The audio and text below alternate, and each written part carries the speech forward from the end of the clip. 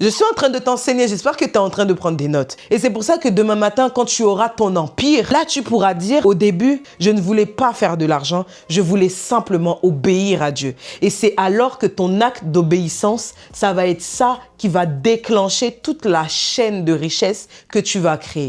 Hey bestie, approche. Mouah! Welcome back to my YouTube channel. Bienvenue sur Entre Jay et toi, le podcast où on avance ensemble un mercredi à la fois. Je suis trop contente pour la question qui m'a été posée et j'ai tellement hâte de la partager avec vous. Si tu ne l'avais pas encore fait, je t'invite à t'abonner à cette chaîne, à activer la cloche de notification pour ne pas rater les nouvelles publications et surtout à liker cet épisode même si tu ne l'as pas encore regardé. Ça s'appelle Avancer par la foi et non par la vue. Pour découvrir le thème de l'épisode, on va lire ensemble la question du jour. Cet épisode est sponsorisé par la marque Je n'ai toujours pas de sponsor.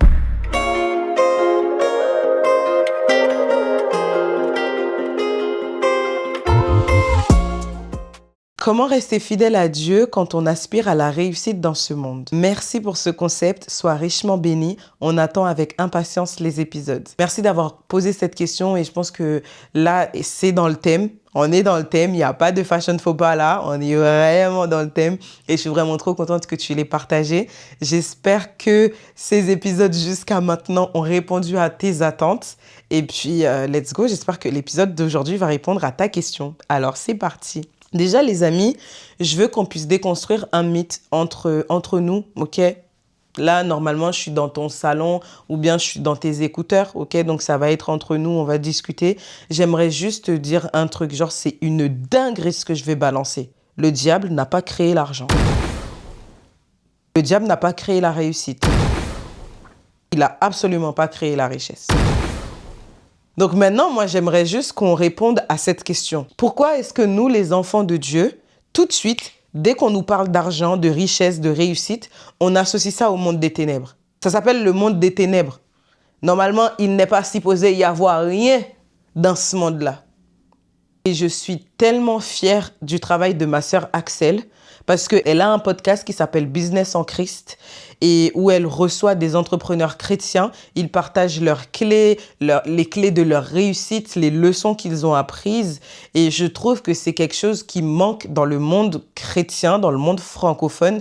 Donc, je t'invite à aller t'abonner tout de suite là. Tu vois, là, pendant que tu es en train d'écouter l'épisode là, va chercher Business en Christ dans la barre de recherche et tu t'abonnes.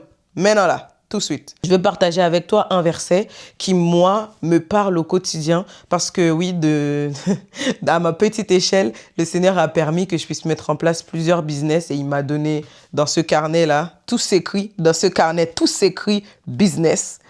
Et il m'a donné plein d'idées business. D'ailleurs, je vais l'ouvrir comme ça, je vais vous partager un petit peu comment est-ce qu'on fonctionne avec Saint-Esprit par rapport à tout ce qu'il me met à cœur. Donc, je vais vous partager le verset qui m'aide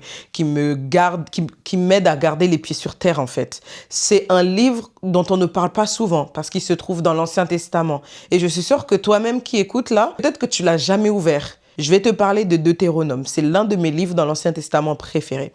Deutéronome 8, versets 11 à 14. La Bible dit « Garde-toi d'oublier l'Éternel ton Dieu au point de ne pas observer ses commandements, ses ordonnances et ses lois que je te prescris aujourd'hui.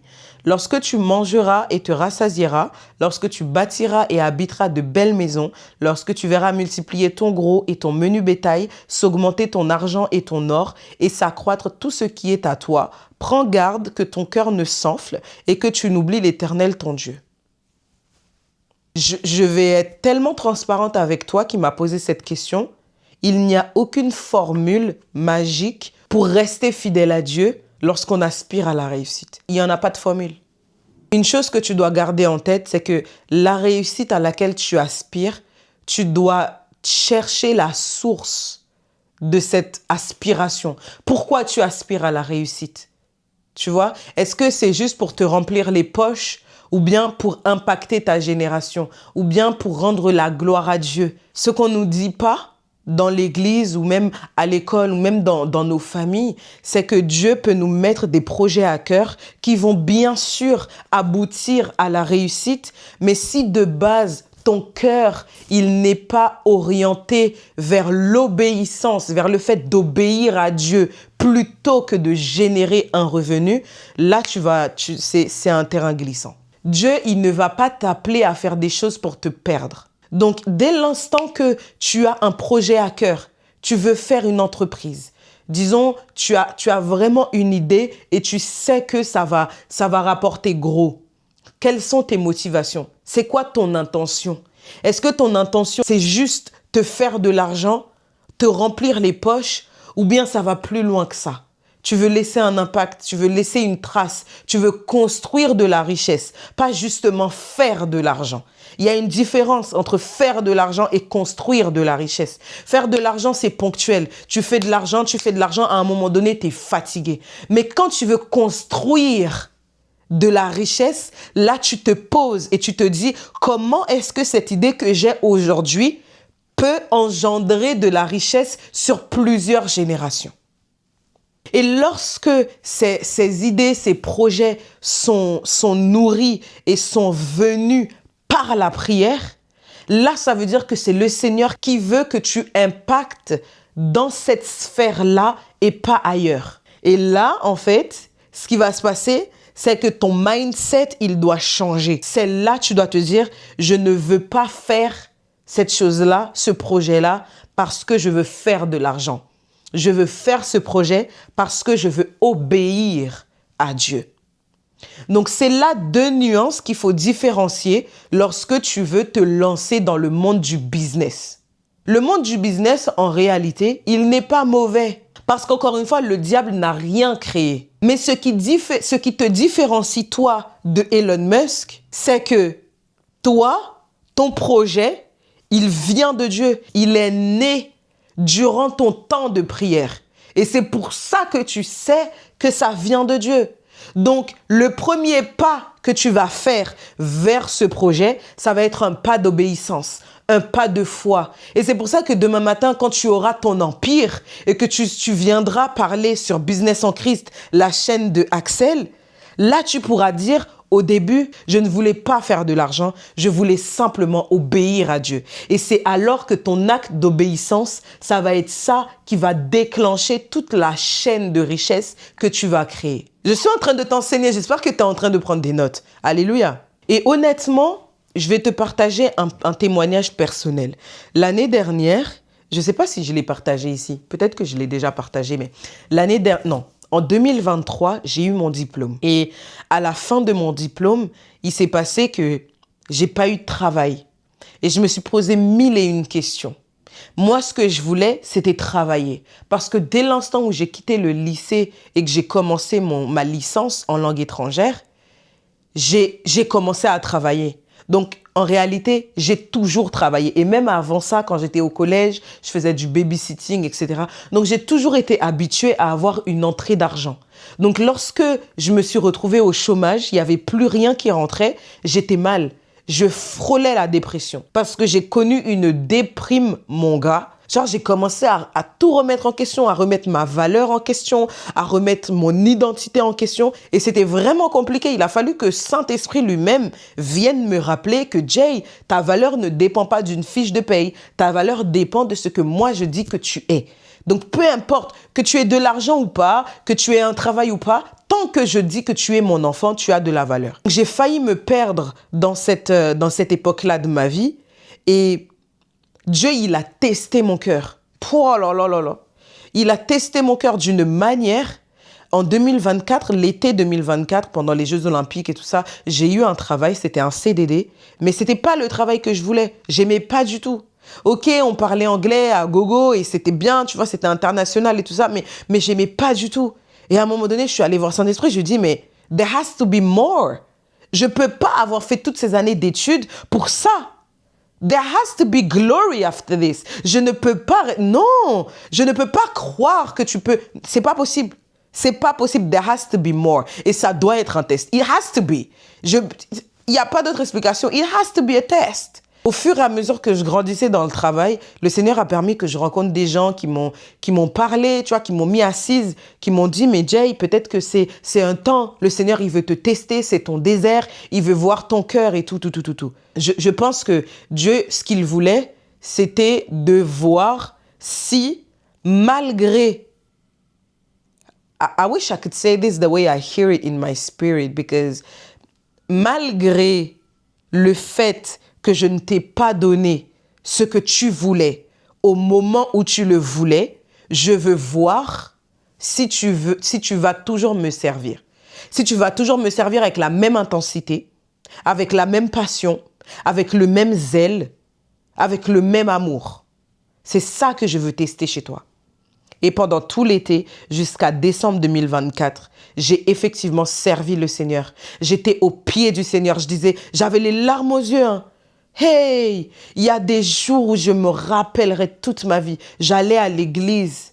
Je pouvais même pas chanter. Je pouvais même pas prier, rien du tout. J'avais les larmes aux yeux. Je pleurais à chaudes larmes. Et il y avait une seule chose que je disais à Dieu. Je disais, Seigneur, peu importe ce qui se passe, peu importe ce qui arrive, je veux te servir. That's all I know, that's all I want. Et je veux te dire une chose, c'est que if you do nothing else for me, just know that you've done more than enough. Et il m'a recalibré, les gars. C'est ainsi qu'il m'a recalibré. Le Seigneur m'a donné du courage. Vraiment. Et dans mon cœur, à cette époque-là, dans mon cœur, je voulais pas juste, en fait, je voulais juste un travail. Je voulais juste de l'argent. Je voulais juste une rentrée d'argent. Je voulais juste une fiche de paye à cette époque-là. Là. Mais le Seigneur, il a dit non.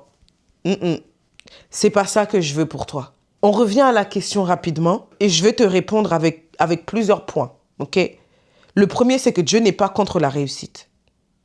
Moi, l'année dernière, comme je le disais, je voulais de l'argent. Je voulais une fiche de paye parce que pour moi, la réussite, c'était de l'argent. C'était avoir une fiche de paye tous les mois. C'était pouvoir payer les factures, pouvoir faire les courses sans contrainte, sans murmure, pouvoir donner ma dîme sans calculer. Ah, mais attends, si je donne ma dîme ce mois-ci, ça veut dire qu'il faut que je mange. Pour moi, c'était ça la réussite. Et le truc, c'est que Dieu, il n'est pas contre ça, en fait. La Bible dit, dans Deutéronome toujours, Deutéronome 8, 18, c'est Dieu qui te donne la force pour acquérir des richesses. Donc la richesse n'est pas un péché. L'indépendance vis-à-vis de Dieu, c'est ça le péché. Moi, je te dis une chose, c'est qu'aujourd'hui, le monde du business, de l'auto-entrepreneuriat, etc., c'est un terrain très glissant.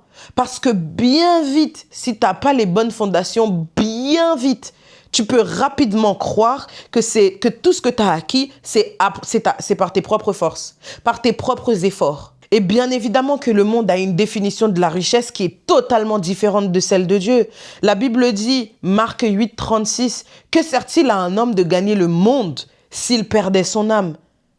Donc ça veut dire que dans le monde, gagner le monde égale perdre son âme. Est-ce que tu te rends compte de la gravité du truc? S'il vous plaît, mais allô? Allô. S'il vous plaît, mais signal d'alerte en fait, Sam les pompiers. Gagner le monde égale perdre son âme. C'est ça la réussite selon les hommes. Parce que le monde, il va mettre en lumière, il va valoriser ce que tu vas montrer. Tandis que Dieu, au contraire, il valorise ce que tu lui montres dans le secret. Donc si tu veux réussir à rester fidèle à Dieu tout en aspirant à la richesse, déjà, il faut que tu saches que c'est OK d'aspirer à la richesse. C'est pas un péché, parce que la richesse ne vient pas du diable. La richesse vient de Dieu. Et deuxièmement, il faut que tu puisses avoir les bonnes fondations et savoir que la richesse selon le monde, c'est pas du tout la même selon Dieu. Il y a cette barrière-là à mettre, à te dire, d'accord, tu vas avoir des prestations, tu vas avoir des gens qui vont faire appel à toi. Tu dois te poser la question, est-ce que ça glorifie Dieu? Est-ce qu'il y a Dieu dedans? Seigneur, est-ce que tu m'envoies dedans? J'aime beaucoup David, à un moment donné dans la Bible, il a dit « Je ne veux pas y aller si tu n'es pas avec moi. Je ne vais pas aller dans cette guerre, dans cette bataille, si je ne suis pas certain que tu es avec moi. » Il y a des prestations, il y a des choses, il y a des contrats qui vont être présentés dans le monde du business. Tu dois pouvoir avoir assez de lucidité et aller voir Dieu et lui demander « Est-ce que tu es dedans ?» Si tu n'es pas dedans, j'en veux pas. Même si c'est beau, même si c'est magnifique, si tu n'es pas dedans, je n'en veux pas en fait. Faut être vraiment catégorique parce que le monde, il te présente tout plein de paillettes, tout plein de choses très beaux, très jolies. Mais attention, parce que ça peut être your downfall. Ça peut être vraiment le piège que le diable il te tend. And we have to be careful. Autre chose aussi qui pourra t'aider à garder cette fidélité-là envers Dieu, c'est de garder ton cœur. La Bible dit dans Proverbes, garde ton cœur plus que toute autre chose. Plus que les contrats, plus que les sponsorships, plus que les prestations à des milliers, des milliards d'euros, garde ton cœur. Et je finis en te partageant quelques habitudes qui pourraient t'aider à toujours garder cette fidélité-là, même si, encore une fois, t'as vu, c'est pas une formule magique, c'est une habitude. C'est à faire au quotidien, petit à petit. La première habitude, c'est de constamment chercher la face de Dieu avant les opportunités. La deuxième habitude, c'est de soumettre tes projets à Dieu. La Bible dit que le cœur de l'homme est rempli de projets, mais c'est le dessein de l'Éternel qui s'accomplit. Et le dessein de l'Éternel s'accomplit toujours. En soumettant tes projets à Dieu, tu gagnes du temps. Tu gagnes du temps, de l'énergie et de l'argent. Je te parle sérieux, crois-moi, je sais par expérience. La prochaine habitude, c'est de garder un rythme stable même quand tu es fatigué, même quand tu as la flemme. Là, je suis en train de... Tu me vois toute pimpante, toute énergique et tout. J'ai tellement la flemme de faire cet épisode. Mon gars, j'ai trop la flemme. Mais je me suis dit, Jay, et en plus de ça, j'ai communiqué, j'ai dit, c'est un épisode tous les mercredis. Et tu as vu, quand on a commencé, je te dis, on avance un mercredi à la fois. Donc, même si j'ai la flemme, même si j'ai pas envie, même si toutes les conditions ne sont pas réunies, je sais que j'ai un rendez-vous avec toi et parce que je te respecte, je me dois d'honorer ce rendez-vous tous les mercredis, de sortir un épisode, même si j'ai pas envie. Parce que j'ai du respect envers toi, j'ai du respect envers Dieu qui m'a mis encore une fois ce projet à cœur parce que j'avais totalement abandonné les podcasts. Je sais pas pourquoi il m'a fait reprendre les podcasts, mais puisque j'ai du respect envers lui, j'ai du respect envers toi, je me dois d'honorer ce rendez-vous, même si j'ai pas envie. Garder le rythme, garder la constance, ça c'est la clé. Je voulais vraiment prendre le temps et partager ça avec vous. J'espère que vous avez pris des notes.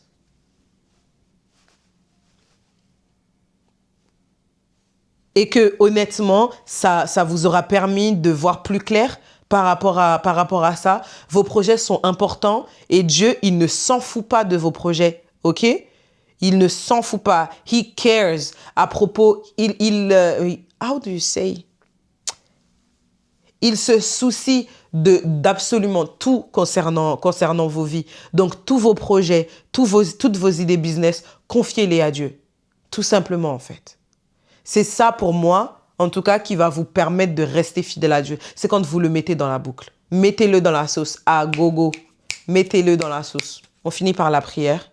Seigneur, je te rends grâce. Je te dis merci pour ma sœur qui m'a posé cette question.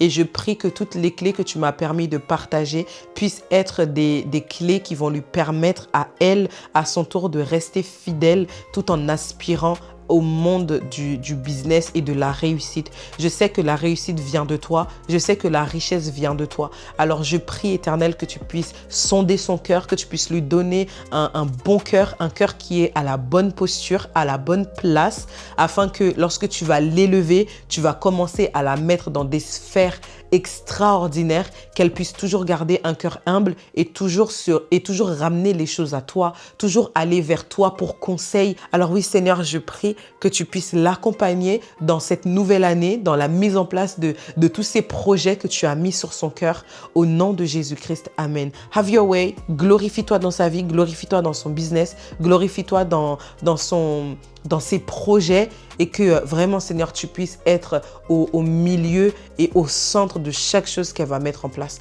Dans le nom de Jésus, j'ai ainsi prié et l'Église dit Amen. Woohoo!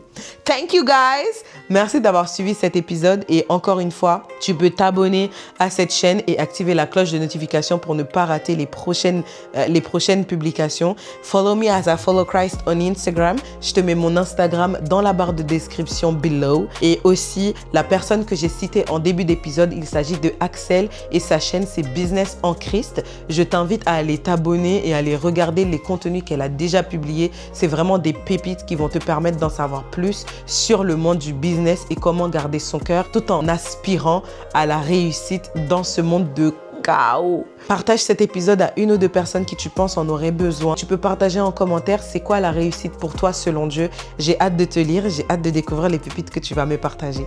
On se dit à mercredi. Prends soin de toi. Salut!